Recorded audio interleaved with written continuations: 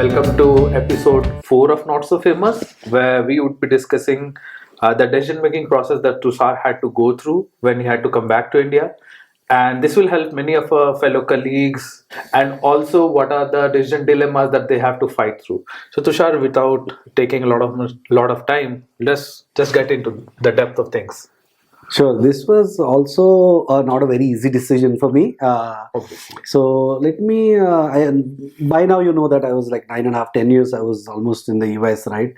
And US gave me a phenomenal career. Like the maximum career jump I had is in the US, right? So because there, if you're capable, you want to do something, you had opportunities to kind of go succeed and try your stuff. But at some point of time, we all know as Indians, right? So whenever we come for vacation, I'll give some different angles, like personal, professional angles here, right? So every Indian that comes for a vacation to India, we never feel like going back because True. it's emotional. It's our Yeah. motherland, right? We meet our parents, we meet our friends, the food, the heritage, the culture, the weather. I love the weather when I come back here. Like a little bit of heat that reminds me that I'm from here. I'm sweating, right? So those are some sweet sweat in a way. And every time you head back home, it is a little depressing for a few days, right? So you go in a long haul flight, you arrive there, you feel a little bit empty because it's not that crowded.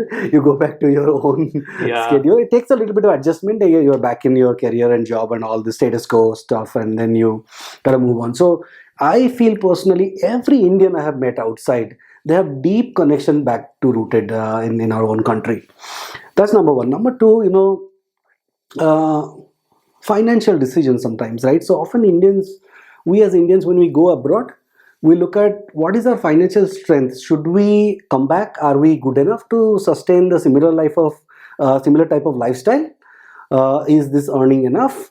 What if this is not enough and we come in? We know that come to places like Bangalore, Mumbai, the cost of living is very high. You buy a house, you spend a couple of crores, you could have eliminated your saving. How do you look at that aspect of it, right? So how does finance plays a big role when you are earning a little bit better? And I'll talk about like why that's a perception in some cases. So that is very evident in this case in another decision making criteria. The third one is that as Indians we have moved out for a reason, right? What were those reasons? Enough opportunity. Back in early 2000s, so when I moved, there was not enough opportunities. Even in software field, the compensations were quite different. India as a country was not that advanced, I feel, that time, right? If you see, come to Bangalore, it is comparable to maybe in Bay Area. Like some of these restaurants I go here or some of the shopping malls I go, they are probably far better than California if you see from an Agree. infrastructure perspective, right? So those have, some of these roads and other stuff that is still a lot of infrastructure wise that we have to change, but it is a developing country. We need to acknowledge when in US everything is stable. There's everywhere the good roads are there and all those things, but sometimes you enjoy the differences. You enjoy what is not. You are seeing a process of improvement, right? That is where India brings in. So you see that I'm staying in a place where it's constantly evolving in a positive direction. So that is something also kind of give you a vibe. The third thing is, in my view, or the last thing is like career. We are always confused. Do I come back to India? Like the jobs that I didn't pay well, the career I had has limited growth. There's too many people to compete here, right? Will I get the same level of money? What is the cost of living that was there? In India has become very, very expensive. Everybody I talk to, they say that, oh, Bangalore is very, very expensive.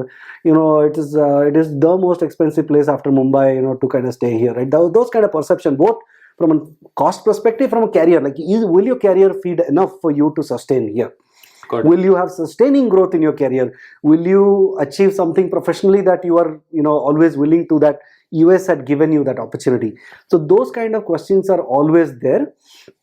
And of course, if you stay in a place for a long time, you get complacent, you get adjusted to some of those things. Right. And simple things like, for example, we talk about luxuries, right? So if you go to US and you see somebody riding Tesla Model 3, it is not a big deal, right? So if somebody is able to hire a Creta here, he can hire a Model 3 there. Model 3. Because my Creta costed almost like a Model 3 cost there, right? So it is not a big deal. US is a economy where it's a spend economy. So things comes like luxury comes slightly cheaper, like buying cars, right? So BMW 3 Series might cost you around somewhere around $35,000 versus here you'll be paying 60 lakhs, Right. 55 lakhs. So that's the difference. So you can afford cheaper luxury there. Even if you're not in a Bay Area, also the housing and all are like much cheaper. So you can experience a luxury for a little bit cheaper. I would agree on that.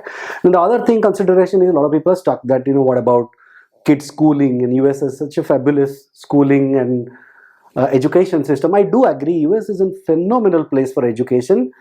But if you ask me purely about schooling, I feel that Indian schooling is either comparable or better. I would tell you why.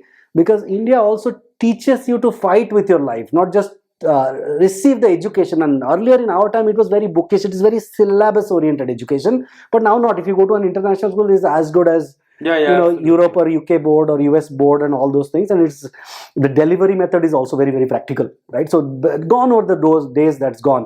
On top of that, you feel the struggle also because there's so many people competing. It is changing your character within. So I feel that the school education is very good in India, and compared to even the syllabus might be different. Where US edges out is the higher education, right? So where you want to go for an MS, you're going to get an advanced medical degree and all those things.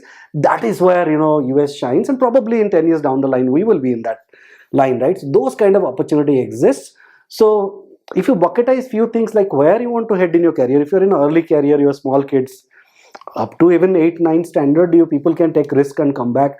But at a certain stage, if you're settled down, your kids are older enough, they're going to the colleges, they're looking forward for their higher education, then there might be a case is a bit different. So if we look into that, many a times, people who have stayed in US, they look to apply for a green card. True. Wasn't that one of your consideration when you were there? Had you tried to apply? I did, yeah. So I was in a EB2 visa. It takes a long time to get a green card. Okay. Because I originally went in L2 where my EB2 visa was processed. For Indians, it takes around 15-20 years. So once I got the H1B visa, last episode I talked about my H1B visa, I was not bothered enough. I thought I could, if I lose my job, I don't get another one, I could return back anytime. My motherland, I have my own house, my parents and all, there's nothing to lose. Yeah, I have a place to head back. Emotionally and personally, I was like, but let me take risks. So I always took risk. During H1B, I talked about how I jumped from NetApp to Fitbit to Waymo. Every time there was a little bit a gap in visa renewal. So every time I thought that, in the next 60 days, if the visa is not renewed, I'm heading back even though I have a very good job in hand. So I took some of this risk to advance my career versus getting emotionally attached to a visa. Same thing happened in the Europe also. I would have easily got my European passport, but due to my emotional investment in India, I knew that India is going to become very big. I did not want to give up my passport, Indian passport, because after 5 years of PR, I was eligible to get a Dutch passport with a minimum language integration, which I was doing as well. And the other decision that comes into picture when you come at moving from one country to another is sale of assets and buying new assets. True. Like that is a big deal, right? Some people or some of our friends have also bought good amount of assets True. there, houses there. Now, if you were in a similar scenario, did you face a similar kind of dilemma where you had to, you were thinking, should I sell assets here and should I buy assets here? How did it work out? So when I was in Europe during deep recession, I had to get rid of my apartment because I rented for few months.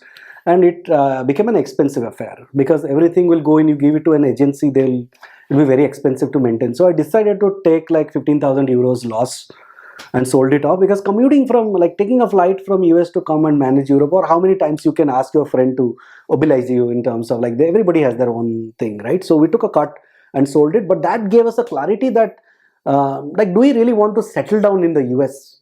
Yeah, it gave us a lot of fun. We really liked it, but we're absolutely clear that this is a land that we respect. It has given us a lot of stuff, but really we do not want to live our rest of the life in our old age or something like that. So that level of clarity in our family was always there. My daughter was born there. She's an American, but we thought that if we could move early enough, like when she's 5 to 10 years old in between, that we could still integrate her back. And every time we brought her here, we excited her with the culture, with the food and all those things. So she always kind of appreciated the land back. Like it didn't feel like it is that she's born and she's from US. Of course, we taught a lot of good stuff about US also, but at the same time we excited her as well. Good. So in that way she was pretty integrated, but those reasons were not good enough for us to return back, because yeah, there's family quotient, there is other things, but for me I think the pivotal thing was career decision, because no matter whatever, if I didn't have a good understanding of Indian economy and career, then I would have convinced my family to stay back. So when we talk about economy, do you think Indian economy also plays a pivotal role in you taking the decision? Absolutely. One thing that I was doing, even though I was in US, I was constantly investing in India, like be it stocks and mutual funds. So I was connected on the growth story of how Indian market was, right? Even right from stocks and mutual funds, I also did alternate investments, like investing in pre-IPO stocks, for example. So, right? So, and that kind of gave me a feeling that I was constantly monitoring how things are moving, right? In that economy is headed constantly positive, and Asian economy is going to do well. In India is one of the top countries. In next 20-30 years, we will have a growth history to write. That is one reason. But the second reason was that I earned enough, by the way, right? So when I was trying, we're deciding in the midst of like deciding whether we should come back and stay back, right? So when I was at Waymo, I got this Google Cloud offer. I had almost like 60 days of sleepless nights. I probably slept only 1 or 2 hours every night, just contemplating, should I go or should I not go? Oh, this much comp I'm making, and like, of course, the Google, like good comp and all those things. At the same time, the third curveball came to my life, that I got another job. It's I will not take the company's name. It was a fitness. It's a high-tech fitness equipment company, which is very popular in the US. They saw my background in Fitbit and Waymo. I talked to the founder. They have just gone public, and I got a phenomenal comp. I will not exactly reveal the comp. It was more than $1 million comp. Wow. So, and I was supposed to be an SVP CIO and implement the next stage of post IPO, build everything and move to New York, because the office was in New York. It was in deep COVID recession, 2020 March. Okay, I know the company now. Yeah, so that company had New York was having deep COVID that time, but that time also I had got a Google Cloud offer to move back to India. That time they were setting up this Bangalore unit where it didn't exist, and I talked to the previous CIO of Google Cloud, and he told me that he needed someone like me who knows the culture, integrity, how to build teams, and be able to build something from ground up in a big size, like 100-200 member size of org. So then we had a lot of family conversations, etc. But at the same time, when I had this great offer, I thought, yeah, I mean, it is there, I might make money, but does money play, after some time, money doesn't play a big role, because you can only buy that much amount of cars, only take that much of holidays, you can shop. US, you will be gravitated to shop a lot and all, but after 10 years, I was feeling it is very materialistic for me.